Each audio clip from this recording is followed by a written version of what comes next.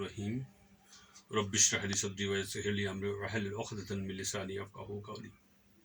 প্রিয় দেশবাসী, আজকে পবিত্র মাহে রমজান শুরু হয়েছে। আহলান ওয়া সাহলান মাহে রমাদান।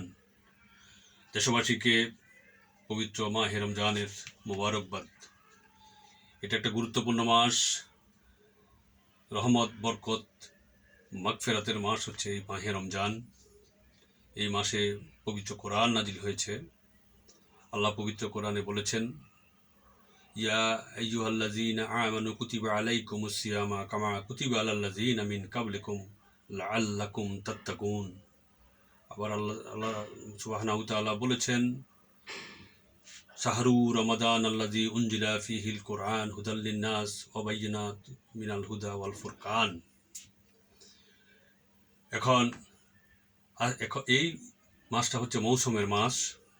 আমরা ইবাদত, বন্দেগী, নামাজ, জিকির, আজকার, দান, সাদকা সব কিছু আমরা এই মাসে বেশি বেশি করব, যেহেতু এটা মৌসুম, নেকি কামাইয়ের একটা মৌসুম। আমরা যাতে কেউ এটার থেকে মাহরুম না হই, আমরা যাতে কেউ বঞ্চিত না হই, সে প্রচেষ্টা আমরা সকলেই চালাবো। আল্লাহ সকলকে সুস্থ রাখুন।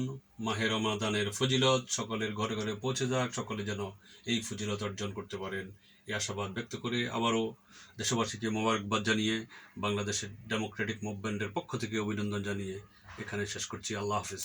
বাংলাদেশ জিন্দাবাদ। বাংলাদেশ ডেমোক্রেটিক মুভমেন্ট জিন্দাবাদ।